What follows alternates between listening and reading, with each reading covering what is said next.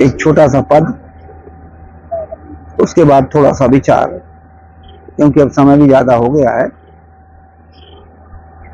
पद बड़ा सुंदर है, मिले तो सब गाइए, बन सके तो सुनो। तूने हीरा सो जना में गामायो भजन बिना बावर। तूने हीरा सो जना में गामायो भजन बिना बावर। कभी न आया संत शरण में, ना कभी गुरु गुण गाया। कभी न आया संत शरण में, ना कभी गुरु गुण गाया। बही बही मारा बैल की नाई, बही बही मारा बैल की नाई। सांझ भयो घर आयो भजन बिना बावरे। तूने हीरा सो जना में गामायो भजन बिना बावरे। यह संसार हाट बनिया का सब जग सौदा लाया। यह संसार हाट बनिया का सब जग सौदा लाया। चातुर माल चौगना कीना, चातुर माल चौगना कीना। मूरख मूल गमाया भजन बिना बावे। तूने हीरा सो जना में गामायो भजन बिना बावे। तूने हीरा सो जना में गामायो भजन बिना बावे। यह संसार फूल से मर का सुआ देख लुभाया। यह संसार फूल से मर का सुआ देख लुभाया।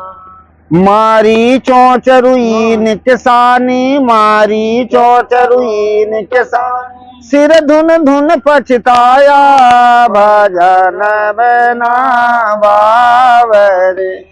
तूने हीरा सो जना में गामायो भजन बावरे। तूने हीरा सो जना में गामायो भजन बिना बावरे।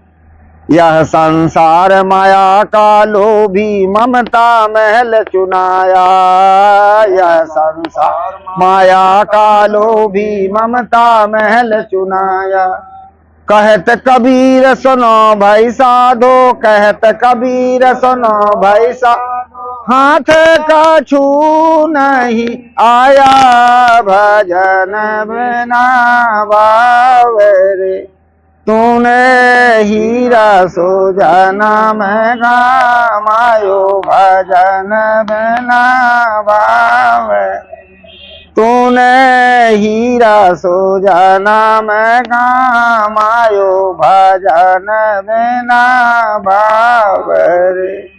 बोलिए श्री सद्गुरुदेव की।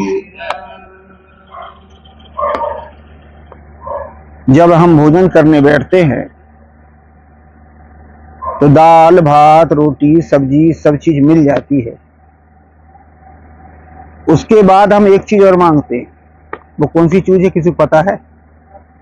अचार चटनी। ये अचार चटनी से पेट नहीं भरता, पेट भरता है दाल भात रोटी सब्जी से। पर ये अचार चटनी में क्या जायका है, इसलिए दाल भात रोटी सब्जी उसमें जल्दी रुचाती है ना। तो मांग किसकी होती? अचार की। ऐसे ही जीवन में मांग आदमी की होती आचरण की। ये रूप धन बाहर के वैभव इसकी मांग नहीं होती, इसको कोई नहीं। क्या चाहता है आदमी? आदमी की आचरण वही बहुत अच्छे हो, है ना। अब ये आचरण अच्छे हो, अब ये अचार बनाने के लिए फिर विचार करना पड़ता है। ये माताएं बहनें जब अचार बनाती हैं तो क्या करते हैं कि विचार करते कितना नमक डालना, कितना राई डालनी और कितना जो है हल्दी डालना और क्या क्या डालना, जो विचार, और कब कब इसको उल्टाना, कब कब धूप दिखाना। जब विचार से अचार बनता है तो अचार सड़ता नहीं, और यदि विचार से अचार नहीं बना तो अचार सड़ जाता है। ऐसे ही आचरण बनाने के लिए क्या चाहिए? महापुरुषों के विचार। ये संत महात्माओं के विचार से, विचार क्यों चाहिए? कि ताकि हमारा आचरण बने। कभी कभी लोग कहा करते हैं ये सत्संग से क्या मिलता? अरे हम नौकरी करेंगे तो वेतन मिलेगी, बिजनेस धंधा करेंगे तो धन मिलेगा, खेती करेंगे तो अनाज मिलेगा, और ये संतों के सत्संग से क्या मिलता है? आज का आदमी यही कहता है। कहा जाता है कि ये संतों के सत्संग से, महापुरुषों के सद्विचार सुनने को मिलते हैं।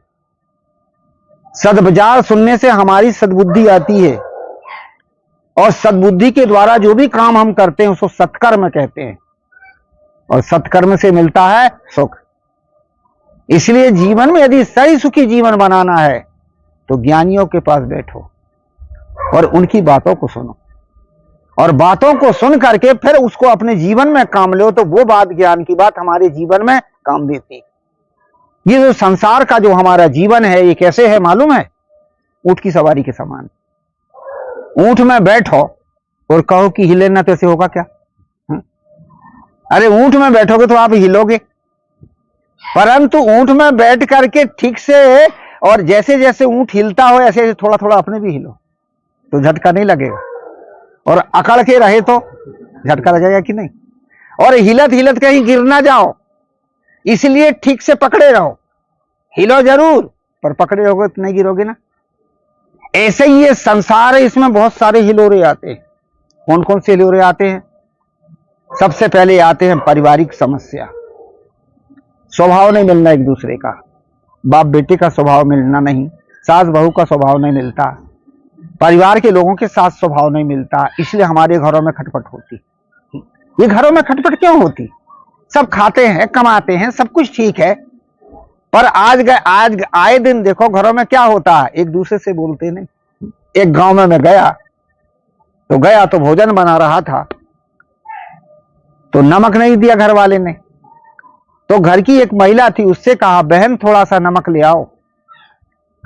तो उसने कहा कि गुरुजी मेरा घर नहीं, ये मेरी सास का घर है।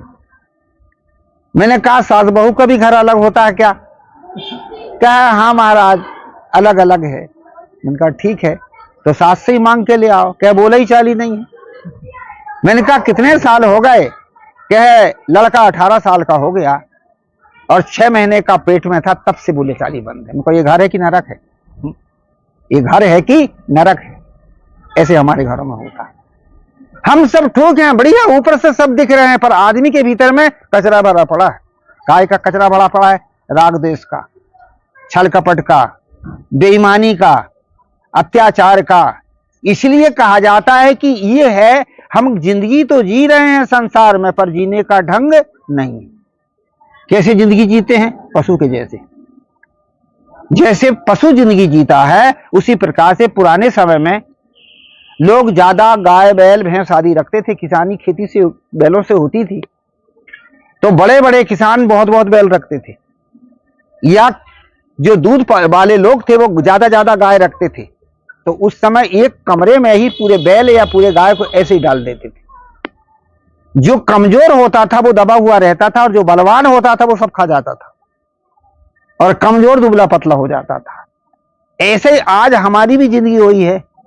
जो कमजोर होता है उसको धक्का मारा जाता है, और जो बलवान होता है वो मोटा तगड़ा होता जाता है।